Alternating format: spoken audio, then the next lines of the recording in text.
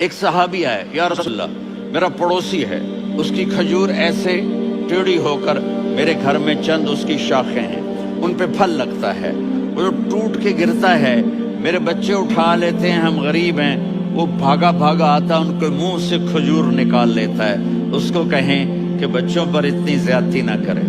آپ نے اس کو بلایا، وہ منافق تھا، آپ نے اس سے فرمایا بھئی ایک سودا کرتے ہو؟ کہا جی کیا؟ کہا یہ کھجور مجھے دے دو اور اس کے بدلے جنت میں کھجور لے کے دوں گا۔ وہ کہنے لگا یا رسول اللہ یہ اصل میں میرے بچوں کو بہت پسند ہے، کوئی اور کھجور ہوتی میں دے دیتا، یہ تو میری معذرت ہے۔ وہ تو منافق تھا، اٹھ کے چلا گیا۔ ایک صحابی بیٹھے تھے، وہ کہنے لگے یا رسول اللہ اگر میں وہ کھجور لے کے دے دوں تو مجھے جنت میں لے دیں گے؟ ان کا نام ہے ابو الدحداح۔ آپ نے کہا ہاں تو مجھے لے کے دے دے میں تمہیں لے دوں گا۔ وہ اس کے پیچھے چلے گئے، اے بھائی کتنے میں بیچو گے؟ میں نے کہا جا میں نے اللہ کے نبی کو نہیں دی، تمہیں کیسے دے دوں؟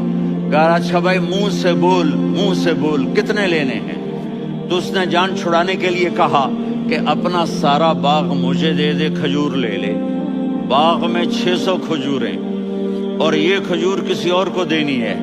تو کہتا ہے پکے ہو، پھرو گے تو نہیں؟ کہا میں پاگل ہوں، میں پھروں گا؟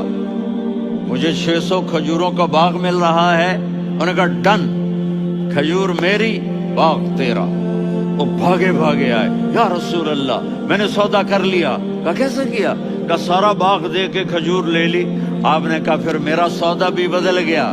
کم من عدق رداح ودار فیاح لأبی الدحداح فی الجنہ۔ میرے ساتھی میں اپنی آنکھوں سے دیکھ رہا ہوں کہ اللہ نے تیرے لیے جنت میں ایک گھر نہیں محل بنا دیے سینکڑوں، اور ایک باغ نہیں ہزاروں باغ تیرے لیے تیار کر دیے۔ یہ ہے ایمان کی نشانی، یہ ہے محبت کی نشانی۔